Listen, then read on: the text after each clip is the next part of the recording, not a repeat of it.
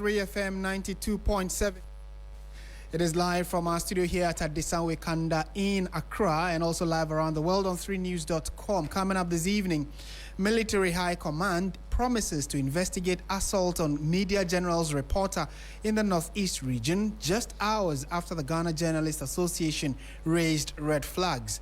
We'll bring you the statements from both the institutions and get some perspective to it. Also coming up, the National Democratic Congress vows to seek redress following the reinstatement of Matthew Nyindam as Member of Parliament for Kpandai constituency after the Supreme Court's decision.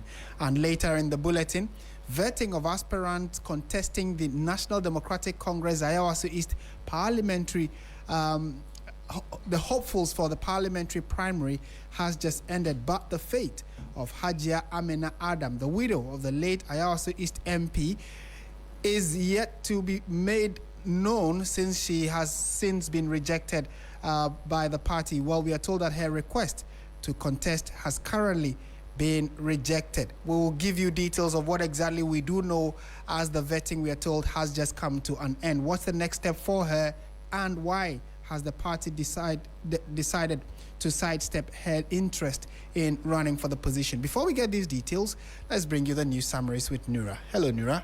Hello, Martin. Good evening. This is the news summaries right here on Hot Edition. First in the summaries, commercial banks are beginning to call clients to go for loans due to low lending rates that the sector is experiencing. Governor of the Bank of Ghana, Dr. Johnson Isiama, has said. Dr. Isiama said during the 128th Monetary Policy Committee press conference in Accra on Wednesday, January 28, that he obtained from people that their banks are placing phone calls to them to come for loans.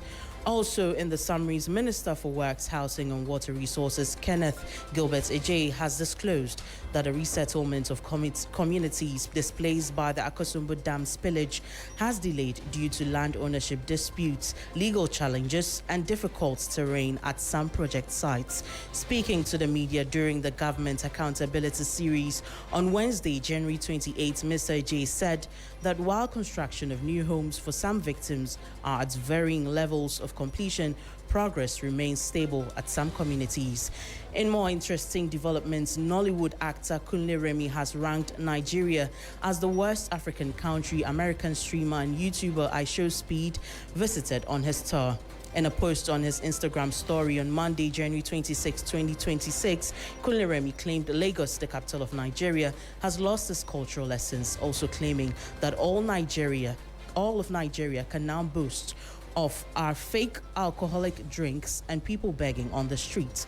Meanwhile, head coach of Nations FC, Frimpong Manso, has expressed confidence in his side's ability to secure a positive result when they face league leaders Mediama SC in their Ghana Premier League Week 21 encounter at the Dr. Kwame Chase Sports Complex. Speaking to Akoma 87.9 FM, the Nations FC boss acknowledged the quality and experience of Mediama, describing them as one of the strongest teams in the league this season.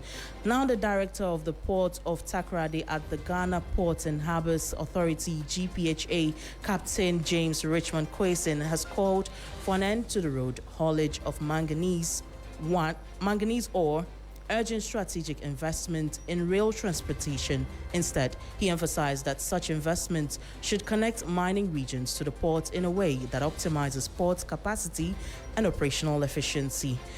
And also, the Ghana Armed Forces is investigating an alleged assault on a journalist, which was reported on Monday, 26 January 2026, and this incident was reported to have occurred at the outskirts of Wale Wale in the northeast region, where in recent times there have been reported incidents of attacks on public transport resulting in deaths and injuries. The Ghana Armed Forces wishes to alert the general public that these current happenings in the Northeast and Upper East regions have resulted in heightened levels of insecurity, which will occasionally necessitate the conduct of military operations without notice. The general public is hereby informed to cooperate with the Ghana Armed Forces and other security agencies. That will be all for the summaries. Over to you, Martin.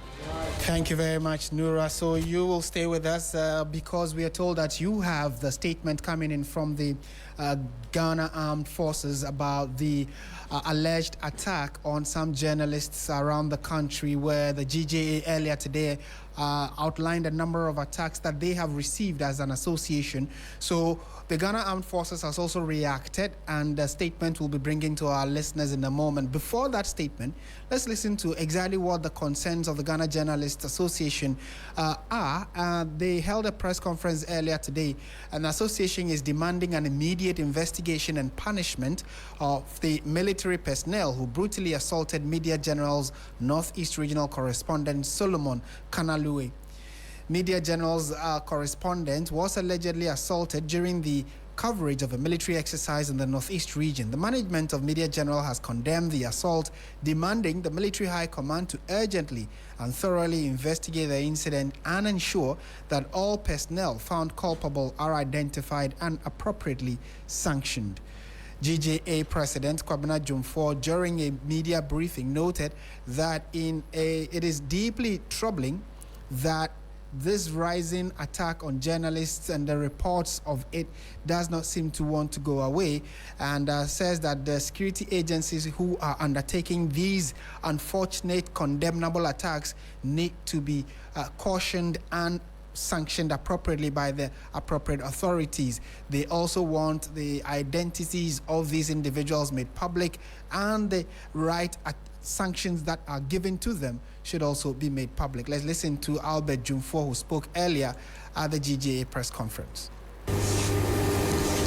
Even after Kanalue identified himself as a journalist, the assault reportedly continued, with the soldiers stating that they do not care about this profession. And mind you, he was in the attire of Umia TV, Umia FM, the t-shirt of his media house, and that must be put on record.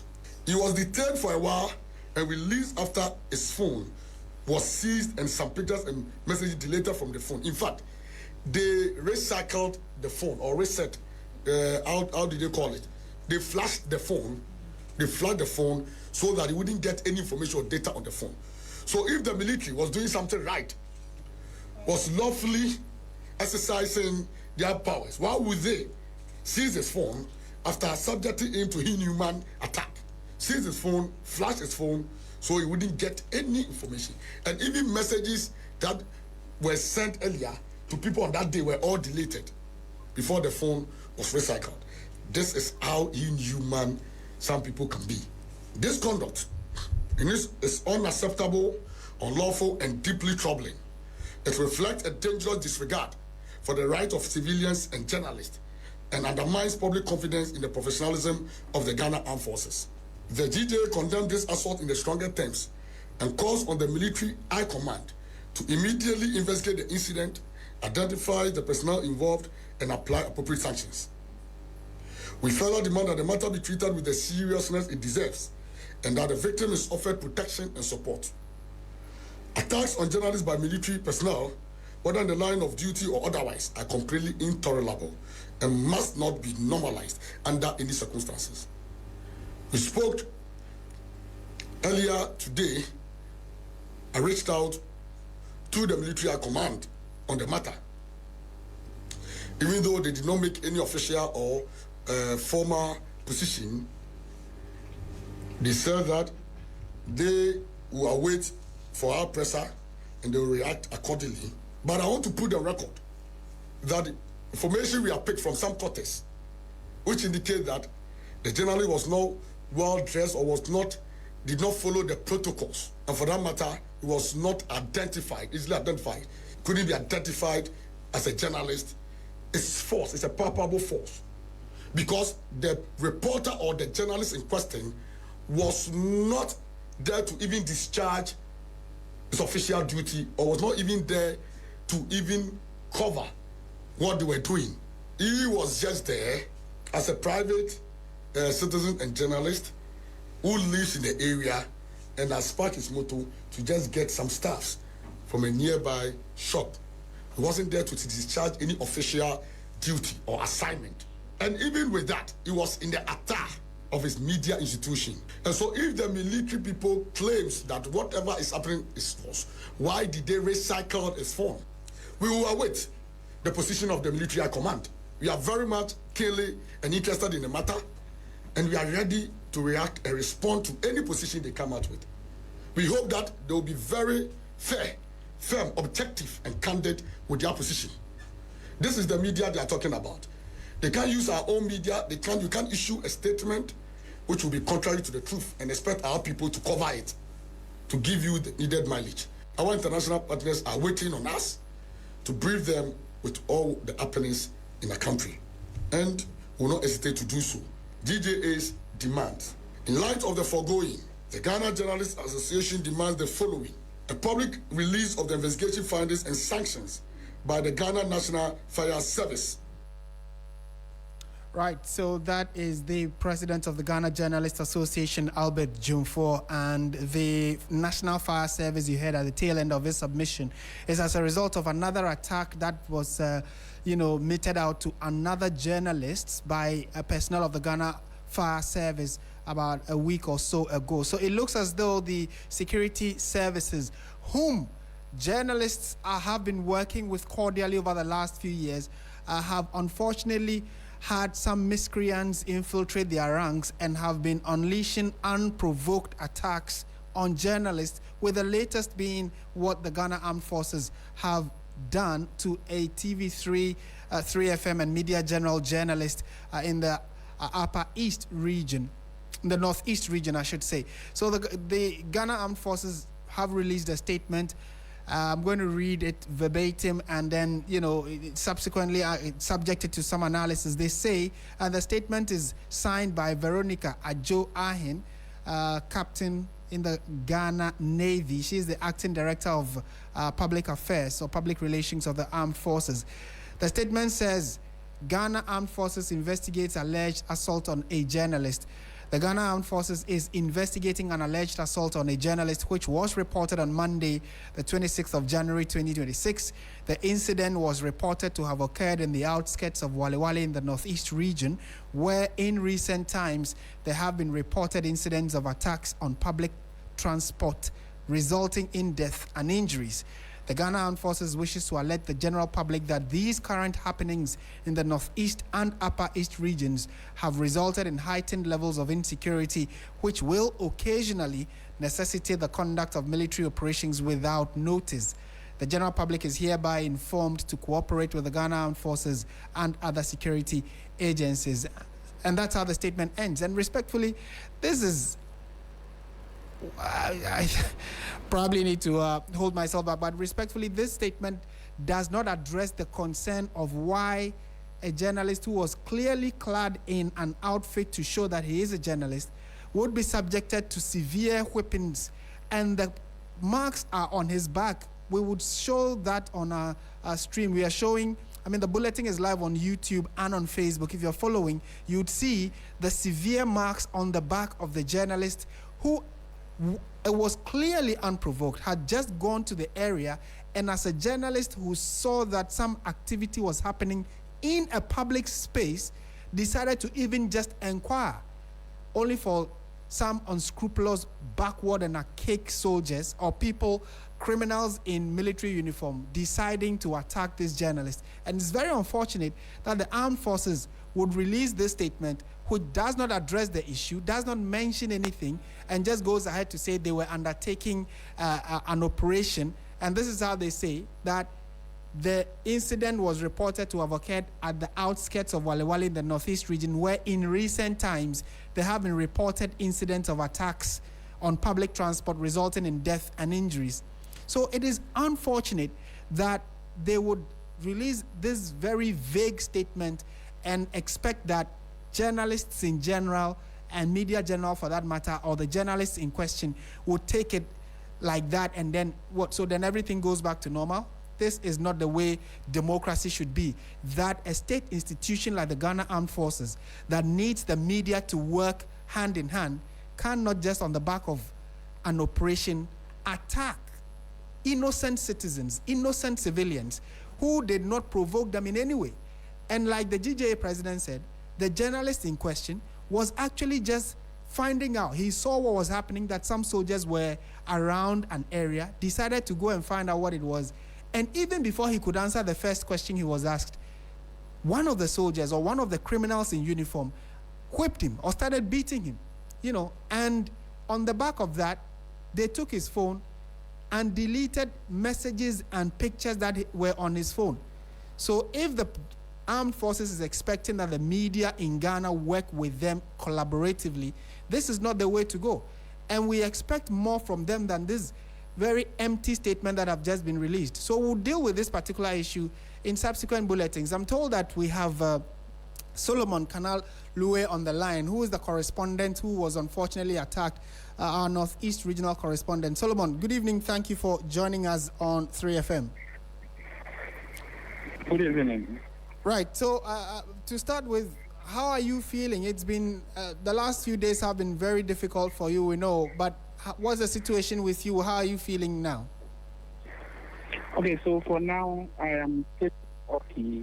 I have been taking as prescribed by the physician. So for now, I am getting better. Getting better, right. The armed forces have released a statement, and per what they are saying, they were undertaking an operation in the region where they say that in recent times there have been reported incidents of attacks on public transport, which has resulted in death and injury. So that was what they were doing, and then you showed up. I'm sure you've seen a copy of the armed forces statement. What do you make of it? All right, so thank you. It's rather unfortunate. I just saw the statement and I asked myself, if armed forces are taking an operation, does it involve destroying cars and beating innocent citizens? That's a question I asked myself. And in fact, it's unfortunate that this is coming from an institution like Ghana Forces, because the way the whole thing happened, people were busily working on their daily activities. Then you suddenly appear and started beating people. I, as a journalist, felt like the army always maybe deal with criminals and not innocent citizens. So unless, of course, the Ghana Armed Forces are saying that they deal with innocent people and not criminals. Other than that, it's rather unfortunate. Clearly so. I mean, so since the incident, have you had any officer or senior personnel from either the armed forces or the national security within the region reach out to you? Not at all. For the Ghana Armed Forces, they've not called. When they detained me, they spoke to me, apologized to me, and said they would take my number. And truly, then they said he would get in touch with me. They've never done. Who called to check up on me regularly, and the MC, nobody from the Ghana Armed Force has called me.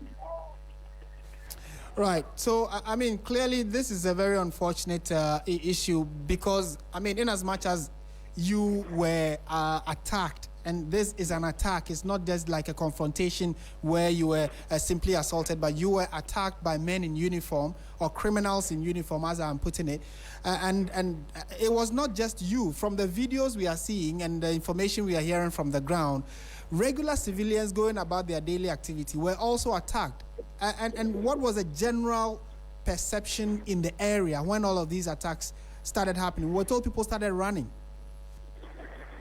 Yes, because this is not the first one that has happened. The first one that happened, people felt though that time there were circumstances that called for such actions. But as I talk to you, I live in Wali Wali. That is where I stay as a journalist. And I can tell you that Wali Wali is calm. Everyone goes and comes out from his or her daily activities, and businesses, in fact, were going on smoothly.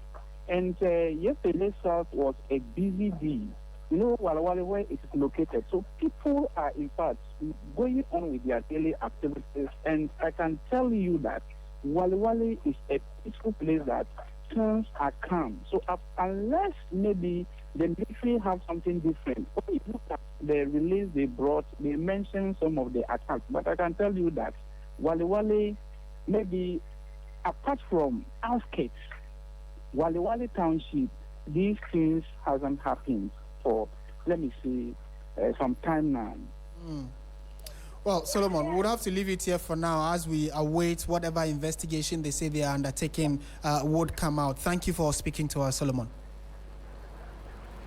And Solomon Kanawule is correspondent in the Northeast region, where some criminals who were wearing military uniforms attacked not just him as a journalist, but other civilians who were going about their daily activities. And in the empty statement that has just been issued by the Ghana Armed Forces, they go on to say that they were undertaking an operation, and even go further to say that the general public is hereby informed to cooperate with the Ghana Armed Forces and other security agencies, because they will occasionally be conducting some military operations without notice. And if it is the citizens that you are going to undertake these operations to protect, you rather go to attack them, then it is as good as not even going there at all. But we await, as you say you are investigating, we await to see what the result of this investigation is. And we'll follow this particular story very closely to its logical conclusion, to ensure that the criminals who attack the civilians and the journalists are brought to book. So we get to know that truly the armed forces is there as an institution to protect civilians and Ghanaians, because they are not above the law. We are all under the same law. You are in uniform doing your job. I am a journalist. And if anything, dialogue first, unless you came under attack. But if the army did not come under attack, and then by virtue of you being in uniform, you feel you are a rock or a mountain and can beat and attack just anybody, that is very unfortunate, very archaic, very backward, and does not require you to even wear that uniform that we know some soldiers who are professional and get their job done right.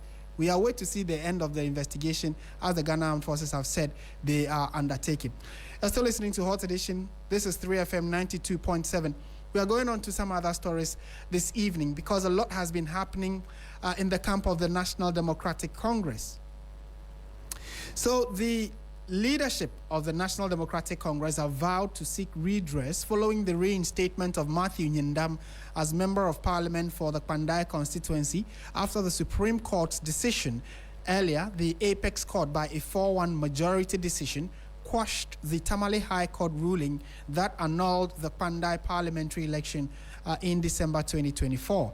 The Apex Court held that the Tamale High Court lacked the jurisdiction to hear the election petition, which was filed by the defeated NDC parliamentary candidate Daniel Nsala Wapal, as the petition was presented outside the mandatory statutory time limit.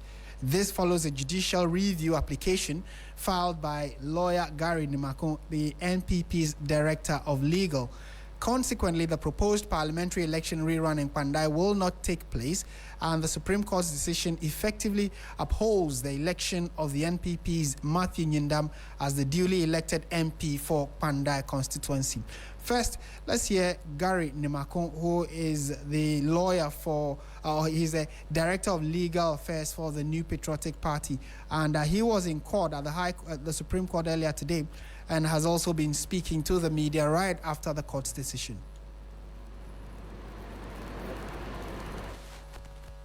He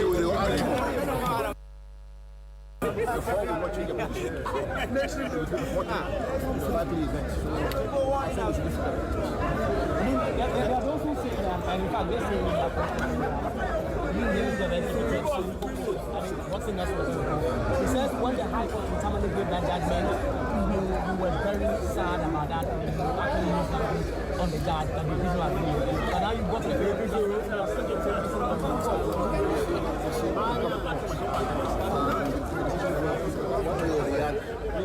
we took a legal route. What we did as a party, we took a legal route. And the court said that. So that should be. Apologies for the poor sound quality there. So we were expecting to hear Gary Nimakon speaking on the final verdict given by the Supreme Court on the Kpandai constituency story. The Member of Parliament, Matthew Nyindam himself, was in court today and has also been speaking on what he has termed as a victory. He was quick on his social media to post, "God has done it." Let's listen to Matthew Nyindam. 2012, I was elected, and I served the people 2 terms. They know whom I am, and I'm serving them honestly. So unfortunately, what happened, I give glory to God. In my life, whatever happens, I think that is ordained to happen. So I'm not going to run away from what happened. But I know very well that the people gave me the mandate. And by the grace of God, God is alive. My God is alive. Yes. He will obviously speak for me one day. And he has spoken to me for today. And I'm grateful. I'm going back to Parliament to continue to serve the people. Just like my youth organizer said, we are not serving MPP people in Kpandai or NDC people in Kpandai or CPP. I'm serving the people of Kpandai. Sure. That's what I'm doing. And every single individual in Kpandai, unless you are excessively partisan, you will like Matthew's services. Sure. Yes. That's the man. That's our choice. So obviously, I am happy, but the Bible says, "Touch not my anointed, and do my prophet no harm." Yes. So I am grateful to the Supreme Court for making that work come to pass today, because I am serving my people, and I'm anointed to lead them. So shall it be. And today is the day the Lord has made, and we shall rejoice in it. Amen. Indeed, but the NDC is saying that once the ruling is out, it will be out in February 2nd. Go back to they're saying that it's not the last 7 years of that. That is their choice. I cannot challenge that. But I strongly believe that whatever be the case, I will lead the people. Thank you. And you heard the voice of Matthew Nyindam, who is the Member of Parliament for the Kpandai constituency. Clearly a very elated man, and was happy, and says that he believes that whatever happens in his life is allowed to happen by God, and that if God does not permit it, it will not happen. So he clearly is excited about the Supreme Court upholding him as the duly elected Member of Parliament for the Kpandai constituency. Now, let's go to the camp of the NDC, who are clearly quite unhappy about the decision. Member of the legal team, Roxanne Nelson Dapamekpo, speaking after the ruling, said the NDC intends to challenge the decision. As a party, we are aggrieved by this decision, and therefore we will advise our candidate in the matter regarding the next step to take. But the court is a court of equity. We should be interested in the Gazette notification published by the Assembly Press under the authority of the Electoral Commission that was brought to Parliament, for which people like me were sworn in. That cannot be a gazette that will be discounted by the court, because it's a public document. The MPP cannot benefit from that gazette notification. Unfortunately, there seems to be a lot more sound ambience in that audio we are playing for you, and we are unable to hear clearly what the NDC's Roxanne Nelson Dapamekpo is saying. Let's go to the phone lines now and speak to private legal practitioner Martin Kpebu, who's joined us. Mr. Kpebu, good evening. Thank you for your time. Yes, good evening. Martin, yes. Yeah. What exactly do you make of the court's decision? They say, based on what we have heard, that the Tamale High Court, first of all, did not have the jurisdiction to hear the matter, and so that was overturned, and Nyindam has been upheld as the duly elected MP. How does this come to you? So I would say it's an eye-opener to all of us as lawyers. It's an eye-opener because if I understood Dapamekpo's argument, he was saying, and it sounded attractive, because he was saying that there were 2 gazette publications by the EC. The first one did not contain certain constituencies, that's meaning constituencies where there were disputes and other things. So the EC first did a certain publication, and then later when issues were resolved, the EC did a second gazette publication. That's, that's gazetting the parliamentary results. So that's containing all the constituencies, meaning that the first one was incomplete. So that's some of the court's argument was that in the Kpandai one, the first one did not include Kpandai. So once it didn't include Kpandai, then that means that if you are going to court, because Kpandai, the first EC publication did not include Kpandai, then it means that the time for going to court, the 21 days, under the law, the 21 days you calculate in order to go to court, should not start running because Kpandai was not in the first list. Just like the same thing happened with NS Kumi, the one who died, that Akwetia. Also. So, but in that case, the EC said, no. Once, so I said the EC, the Supreme Court held that no, they will use the first publication. So I mean, as a lawyer, it was interesting. Where I was sitting, I was thinking that maybe in this one they would depart, because the argument is that the first publication does not contain a certain constituency. That constituency result is not in that publication. So if your details are not in that publication, how can you begin to prepare for court? Meaning that once there are issues, wait for the issues to be resolved, and then when the EC has declared your results, that by publishing it, doing the Gazette publication, then you begin to count the 21 days. On the face of it, it sounds very attractive, but I don't know why the Supreme Court, maybe that's not the argument that the court saw. So we would not know. It would not know. But at least so far, once the court has said that, no, the judge has no jurisdiction, then it presupposes that they are using the old, that's the first publication. So it's an eye-opener, but we'll see the exact reasons when the full reasons are given. And again, like you said, another argument that was made was that the election petition was filed outside the mandatory 21-day period. That probably could also inform the judge's decisions, right? So that is the one. So let me explain. So that is the one that Dr. was arguing that the 21 days, to count 20, when do you start counting 21? So Dr. is saying that I'll start counting 21 days from the date the EC published the second list. Let me call it list to make it easy. The second publication, which included Kpandai. So that's where Dr. started counting, saying that they will not count from the first one because they were not in the first one, saying that they were not, that Kpandai was not covered when the first publication was done. That was the same argument that was done for different, what do you call it? As well. The Akwetia one. Yes. It sounds reasonable. So he's saying that, look, this first publication EC did, my name is not in it. If my name is not in it, I shouldn't start counting the 21 days. Wait, when the EC now publishes it, my constituency, with my name in it, then that's when I should start. On the face of it, it sounds reasonable, this counting thing. Because you look at it, Martin, he's saying that this first one you publish, my constituency is not in it, my name is not in it. So why should I use that one to calculate when to go to court? Yeah. When I'm waiting for you to resolve issues so that you can now put my name in that. Because so the first document, in other words, when you reach court, it's your name in this document you've brought. You see, sometimes the law is common sense. Yeah. So when you take the first one, you start counting. The moment EC did the publication, then you use that first one. So when they ask you, is your name here? Is your constituency in there? No. But it's the Supreme Court that decides. So let's see how they justified it. Okay. And finally, the NDC says they would, seek redress. Is there any other way? Because I'm sure many in the public will think that when the Supreme Court speaks, that's final. Do they still have any legal window they probably could use? Yes, there's what is called the review. So when the Supreme Court gives judgment, you are not happy, yes, you are allowed to apply for a review. Except that, like the way you say, usually the review is hard to win.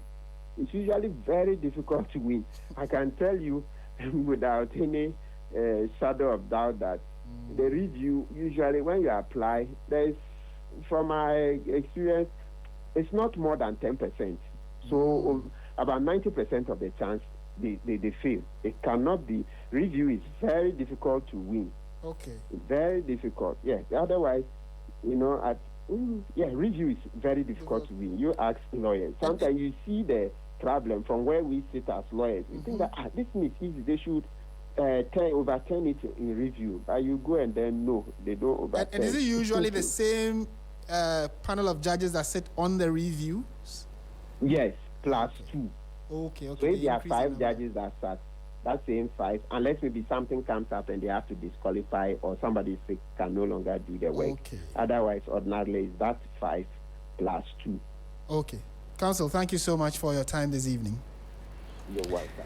And Martin Kwebu is a private legal practitioner and again helping us, get a better understanding of the court's ruling, and says that, well, in as much as the NDC intends to seek a review of this court's decision, which has upheld Matthew Nyindam as the MP-elect, no, not MP-elect, the Member of Parliament, the substantive MP for the Kpandai constituency, the chances of the NDC are quite slim, but we'll see as they head back to the Supreme Court for a review of this decision.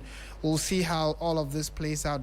And many are also celebrating the fact that the court has ruled in favor of the NPP and have made reference to the fact that had it been a few years ago, the situation would probably not have gone as it has because of the kinds of public perception about the judiciary.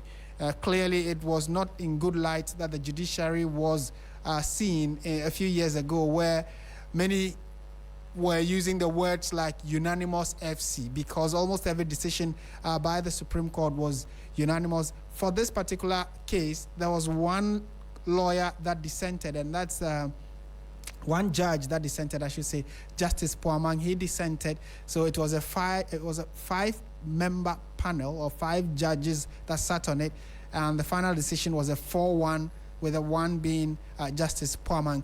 But we'll see what the coming days hold for this particular issue, and how whether or not the NDC's decision to seek a review is going to fetch any new results as we go forward. You're still listening to 3FM. This is Hot Edition. Let's go on to some other stories now. Vetting of the 5 aspirants contesting the National Democratic Congress Ayawaso East parliamentary slot has come to an end. It started today and has ended. As we know, 6 individuals have picked forms to contest. However, the Functional Executive Committee of the NDC rejected a request by Hajia Amina Adam, the widow of the late Ayawaso East Member of Parliament, Nasser Toure Mahama, to undergo virtual vetting ahead of the party's parliamentary primary. Hajia Amina submitted the request on Tuesday, citing her mourning period and the need to observe Islamic widowhood rights as the reason for seeking an online vetting. However, party leadership insisted that all aspirants must appear in person. So, as we speak, we are unable to tell whether she will be given any preferential treatment regarding her interest to run on the ticket of the NDC, or as the vetting has come to an end, it means her chances are also being shut. Let's speak to Ismail Abdul Razak, who is aide to Madam Hajia Nazar. He's joined us on phone for a quick chat. Ismail, good evening. Thank you for joining us on 3FM.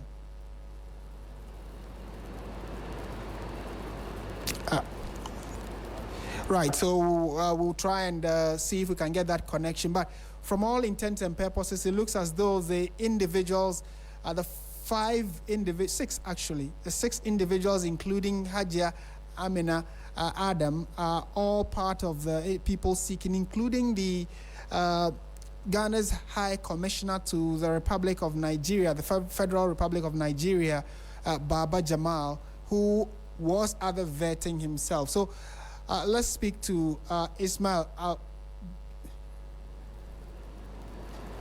All right, so let's speak to Jibril Mahdi, who is Deputy Director in charge of Elections and IT of the NDC. Jibril, good evening. Thank you for joining us on 3FM. You're welcome. How did the vetting go generally? We are told that out of the 6, you were able to meet 5 of the aspirants. How was the session like? It was 6 individuals who picked nominations at the close of day on Saturday. But it was 5 out of the 6 that submitted their nomination yesterday. So these 5 people were vetted today, and all led to contest the election. So 6 picked forms, but 5 submitted, and the 5 have been vetted and cleared. That's what you're saying? Yes. Okay. We do know, did the 5 include Hajia Amina Adam? Yeah, the 5 include Amina Adam, who was even the first to be at the vetting grounds today. So all the 5 include Amina Adam. Oh, okay. So she actually met the vetting committee? Yes, she met the vet committee. After the vetting, we balloted, and she's second on the ballot. Wow, that's quite interesting. And that is clearly different from what we had heard a few minutes ago before coming on air, that she requested to do her vetting virtually. Did that come to your attention? Yes, that is so. She requested that on Tuesday. The same Tuesday, PEC met, and we rejected her request. And that's why today she came to the vetting, and then she was vetted. Wow, okay, great. So who was the 6th person who couldn't turn up? The 6th person is Toure, who didn't turn up. He didn't file. So he didn't even file. So we say that he's not even part of the contest. Of the process at all. Okay. And so now that all of these aspirants have been cleared, what's the next line of action for the NDC? What's the next process? We have published the notice of poll, because after the ballot, we published the notice of poll. We are going on to print the ballot papers. We have already engaged the Electoral Commission and the police, also secured the venue for the election, which will come on the 7th of February, starting from 9 a.m. to 4 p.m. And that's what the party is doing. Now, the candidates having gone through the vetting process, they are free to campaign in the constituency till the day that we hold the election. And we are told that they've also been cautioned to be decorous in their campaign. Why is that necessary? Why would you caution people who are expected to know that politics is about your message and not acrimony or backbiting? So we are dealing with human institutions, and these are internal elections. And then after the internal elections, out of the 5, there's only one who will win. So if you don't manage this first internal election, at the end of the day, when we are going to the main election, which is on the 3rd March, it's going to cause the problem of the party. That's why we caution the aspirants and the supporters that it's about internal elections. So manage your campaign, devoid of insults and attacks on individuals. Just talk about what you can do for the constituency, leading the party. And that's why we caution them, both for them, even the candidates, also to sign undertakings that you will manage their supporters. All right, we'll have to leave it here for now. Thank you so much. And certainly this is a constituency or an election that we are all interested in, so we'll be keeping very close eyes on. Thank you for speaking to us. You're welcome. And you heard Jibril Mahdi, who is the Deputy Director in charge of elections and IT of the NDC, and has been confirming, amongst other things, that Hajia Amina Adam actually went through the vetting process and has also been cleared to contest. So it is not it is actually contrary to earlier information we got, which was that her request to be vetted virtually was rejected by the party. He confirmed, I'm talking about Jibril Mahdi, the Deputy Director of IT of the NDC, confirmed that Hajia had sent them a request to be vetted virtually. They looked at it and dismissed it because they said, no, every aspirant must appear in person. So she was among the first that met the committee. She was duly vetted and has been cleared to contest. So out of the 6 candidates or 6 aspirants who picked nomination forms, 5 of them have gone through the vetting process and have been cleared to contest the election. So we'll see what this means. And amongst them, like I mentioned, we have also Baba Jamal, who is Ghana's High Commissioner to Nigeria, also contesting. So very interesting days ahead, and subsequently we'll update you on how all of this is likely to play out and who would be replacing the late Member of Parliament for the Ayawaso East constituency. And if all things go as planned, they will be going up against an NPP aspirant who is also the former MCE for the Ayawaso East constituency, and I would let you know who eventually represents the constituents in Parliament. This by-election, which is set for the 3rd of March, came about as a result of the death of Nasser Toure Mahama, who was the Member of Parliament and passed away a few weeks ago, and on the back of that, it has necessitated a by-election in the constituency. You're still listening to 3FM 92.7. This is Hot Edition, and we are going on to some other stories. Now, you'd recall that pressure is mounting on Professor Ahmed Jinapor, who is the Director General of the Ghana Tertiary Education Commission, GTEC. Now, the pressure that is mounting on him is for him to resign his position.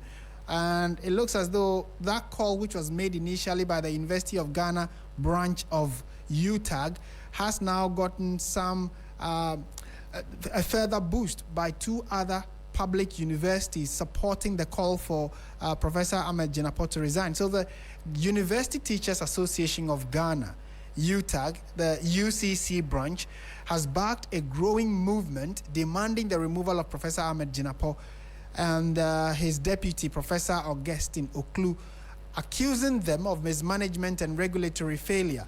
In a statement, UTAG UCC aligned itself with an earlier press release by its University of Ghana and KNUST counterparts, arguing that GTEC under Professor Jinapor has failed to uphold its mandate of ensuring quality, well-staffed tertiary education across Ghana's public universities.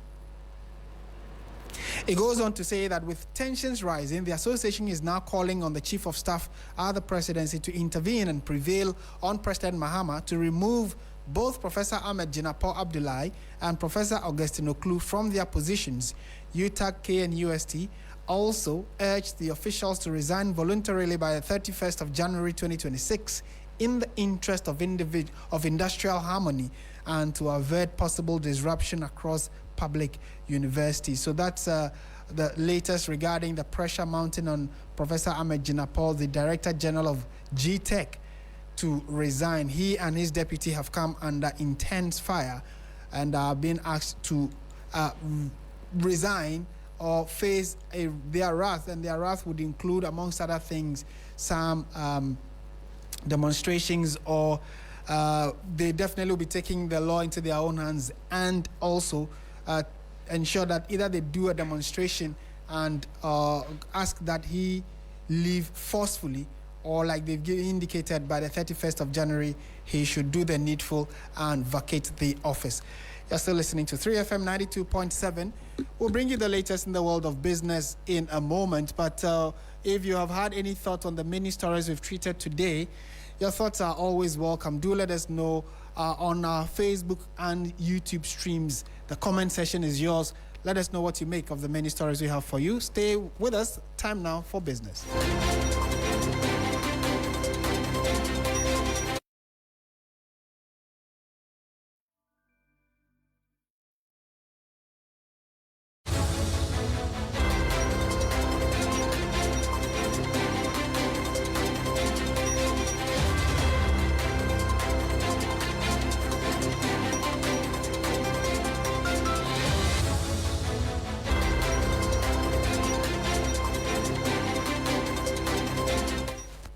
This is business on Hot Edition on 3FM 92.7. Coming up, Bank of Ghana's Monetary Policy Committee slashes policy rate by 250 basis points to 15.5% as inflation cools. Details briefly.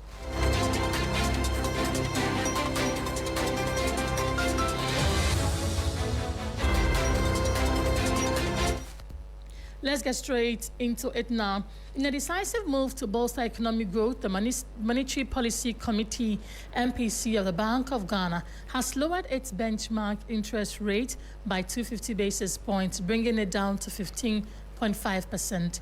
The announcement was made by Governor Dr. Johnson Panda Tesiama following the committee's 128th meeting. The committee, that's the MPC, judged that current monetary conditions do remain tight relative to prevailing inflation dynamics. Sustaining Ghana's macroeconomic gains will hinge on disciplined fiscal policy, strong policy coordination, and targeted agricultural interventions to contain food inflation while remaining vigilant to heightened geopolitical tensions. Based on the foregoing considerations, the committee, the MPC, by a majority decision, voted to lower the monetary policy rate by 250 basis points to 15.5%.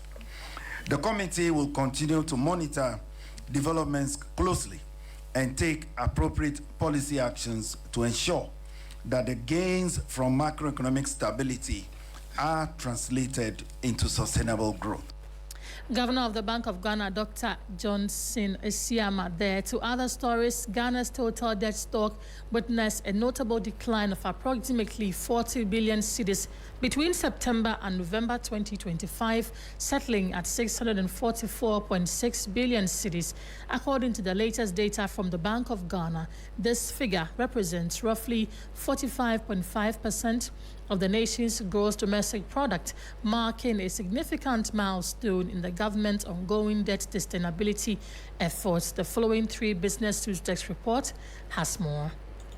The reduction in Ghana's public debt by 40 billion cedis between September and November 2025 to 644.6 billion cedis follows a year characterized by fluctuations in the debt stock. While the debt trended upward during the third quarter, the November figures highlight a successful reversal, largely attributed to effective fiscal management and favorable valuation effect. In dollar terms, the total public debt stood at $57.2 billion in November 2025. This is a slight decrease from the $57.8 billion recorded in October, though it remains higher than the $55.1 billion reported in September. Analysts attribute this shift to valuation effect triggered by movements in the exchange rate, with impact the local CD equivalent of external obligations. That was a 3 News Desk report. That will be all for Business on Hot Edition on 3FM. For more business stories, please check out our website, 3news.com. My name is Grace Hamwajman. Oreku is standing by to bring us the latest in the world of sports.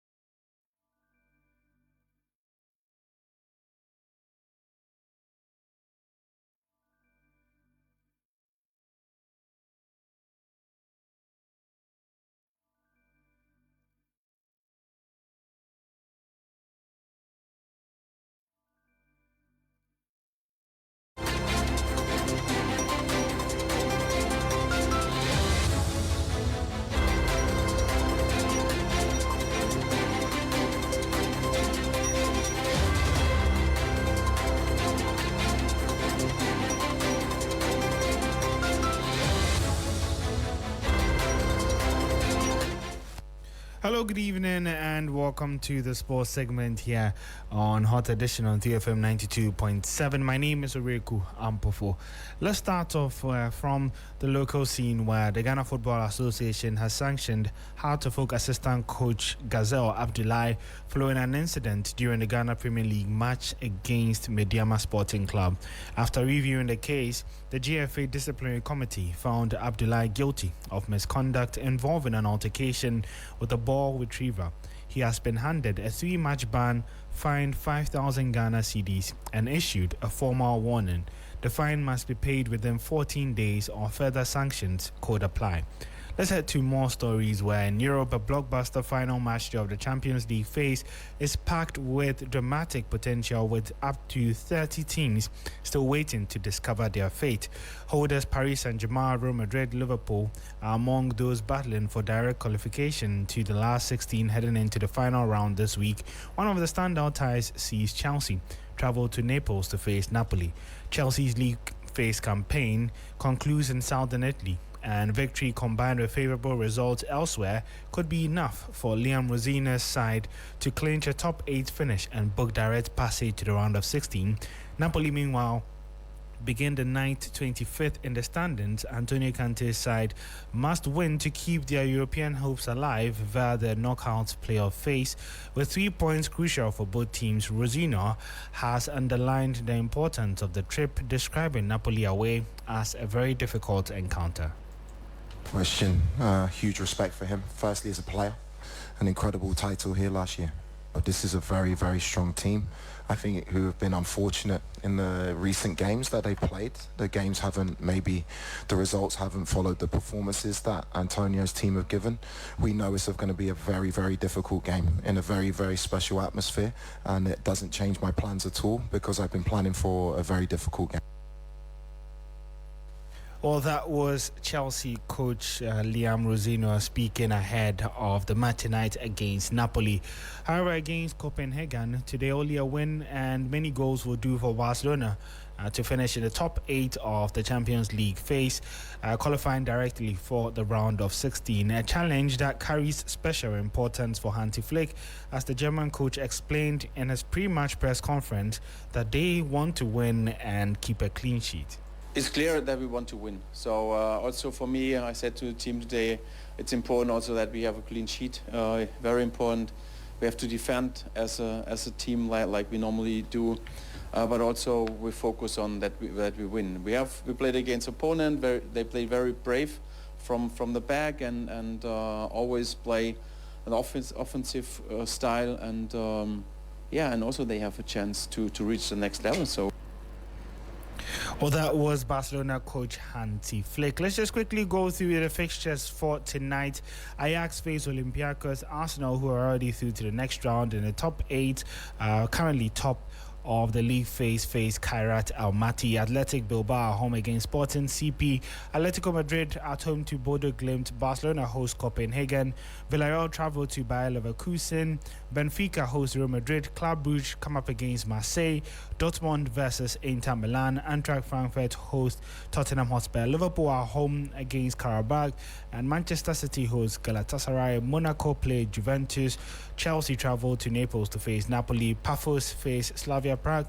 Holders Paris Saint-Germain play Newcastle. PSV host Bayern Munich, and Royal Union Saint-Gilloise at home against Atalanta. So some really juicy fixtures to look forward to later tonight, and you can get update of all of that on our social media handles at 3SportsGH. But before we go, news just coming in this evening is that former Manchester City player Raheem Sterling has left Chelsea after 3.5 years at the club. Sterling is now free to sign for any club as a free agent after mutually agreeing to the terms of his exit. The 31-year-old had not played for Chelsea since May 2024, even though he has remained as one of Chelsea's best paid players, earning a reported £325,000 per week. Sterling had 18 months left on his contract that could have cost Chelsea about £25 million if he went on to stay until it ran out in the summer of 2027. That's how we bring an end to the sports segment here and also wrap up Hot Edition here on 3FM 92.7. My name is Oreku Ampofo.